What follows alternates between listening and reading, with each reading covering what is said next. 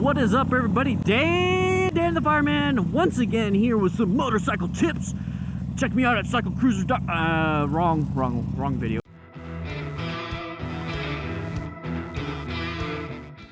We're gonna talk about how to ride a motorcycle with a passenger. Yeah, boy. We're gonna go over some of the very important tips that you guys need to know before actually doing it. So the first thing I need you guys to understand is passengers do affect your motorcycle handling. Oh yeah, boy. They do affect your handling, so they affect the acceleration, deceleration, and turning, okay? They affect all those things. So accelerating nice and smooth, decelerating nice and smooth. You see how I'm rolling off the handle? Oh my gosh, bumps. Braking is also part of deceleration, and then turning is part of, turning. So it can affect that. You have extra weight, you have extra body mass, you have a different center of gravity, and everything kind of changes, so you're gonna have to do what? Take things nice and easy.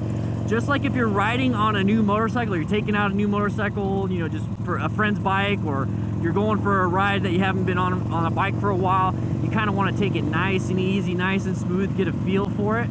Same thing with a motorcycle passenger. You really want to put them on the bike and go nice and easy. I'm not saying go into a parking lot and do 360s and just do a bunch of figure eights. No, just when you first start taking off, get a feel for the bike, get a feel for the new friction zone that you're going to possibly be having so you don't stall. Get a feel for the braking power and the stopping distance that you have, especially with a passenger, because passengers do affect the handling of the motorcycle, and it's very, very important to make sure that you are riding safely with a passenger. Alright, so before you actually jumped on the bike, did you go over the ground rules? Did you watch my other video where I had Nikki on the bike? No? Alright, so we're going to talk about that right now. I'm going to pull into here, because I forgot I left this little thing on for the 360 camera. Anyways, you're going to have to go over the ground rules. When can you get on? When can you get off? Where do you put your hands? Where do you put your feet? Where do you turn your head? Do you wave at other bikers? All these different things. I talk about it in my previous video, which was actually a while ago. I needed to update that one. But you need to talk about, let's go ahead and just shut this thing off. You need to talk about when your passenger can get on the bike, okay? So like right here, I get on the bike and I'm ready to go. It's like, okay, I got my feet planted. All right, passenger, hop on. Boom, they get on, they get their feet on the pegs. And it's like, okay, when you do that, I want you to stay on the pegs. I want you to look straight. I want you to just be sitting there, stay in line with the bike. Don't try to lean with me. Don't try to do anything crazy. Let me be in control of the bike. You are a passenger to me, and that's it. That's all you have to do. Do not, if you feel like you're going to fall off, you definitely want to hold on to me so you can grab onto my waist, or you can grab around and hold on to me themselves. When we come to a stop, if you want, you can hold on to me, and then he or she's going to reach around and they can put their hand on the front gas tank to apply pressure. And then that's pretty much it. It's really your job as the motorcyclist to make sure everything's running smoothly for the passenger. The passenger is the passenger. You're in control of the bike. You ride smoothly. They shouldn't have a problem, okay? You might have to adjust the motorcycle, though, for your passenger. Now, it might not just be suspension. That's a big one, though. Because if you have, like, slammer shocks or anything on a cruiser and you put a passenger on there with that extra weight, you could be rubbing that rear tire and damaging that tire, causing some friction. Trust me, I've seen stuff like that. It's not good. Another thing is that if the suspension's too stiff, too spongy, all these different things can affect it, so you definitely want to adjust, if you can, the suspension for the back. You're also going to have to get passenger pegs. That's the biggest thing. You're going to have to get pegs, man. You definitely don't want your passenger to put their legs up here, like wrapped around like this. You definitely don't want to do that. It's not safe. It does not allow them to balance on the bike themselves. So you definitely want to get something that is suitable for them, passenger pegs wise. There you go. I can't even speak right now. Jeez. On top of that, you're going to want to get them a seat. I have the Mustang Fastback seat on my bike. Now, this is a good seat. It's kind of like a combo seat where you have, it's really good for me as a rider, and then you can go 2-up.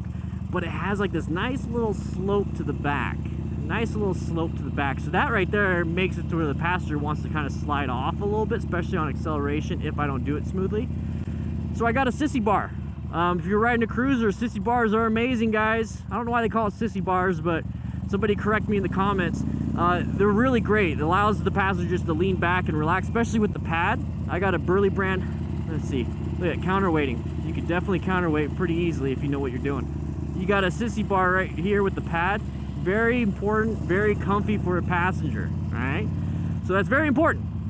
Very important. You definitely want to upgrade your bike and give the bike some modifications to allow a passenger. You don't want to just throw them on there with like just on the fender where they slip and slide, no pegs. That's ridiculous. Don't do that. Notice how I didn't really talk about gear for the passenger?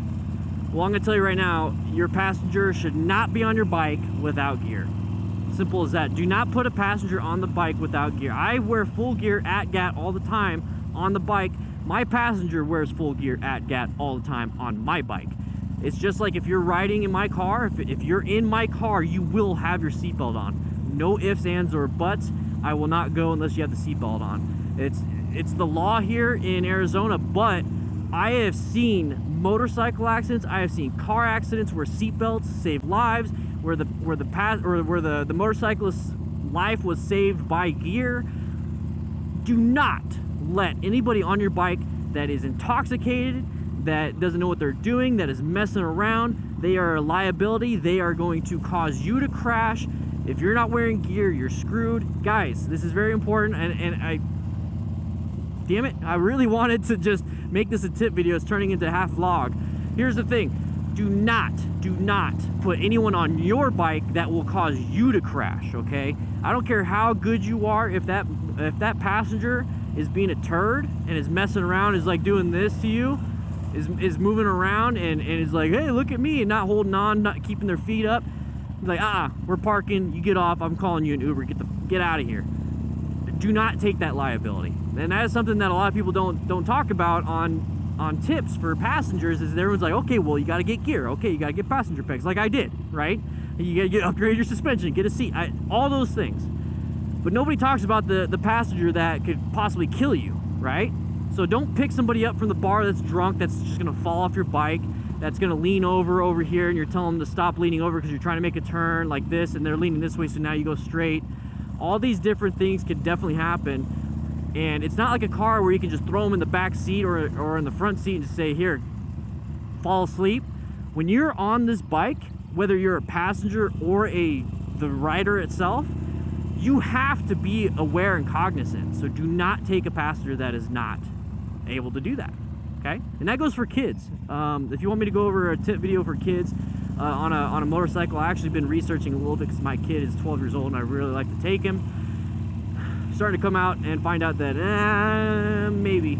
But if you want to see something like that, let me know in the comments and I'll go ahead and talk about that. But this one right here is very important. Hey, what's up, buddy?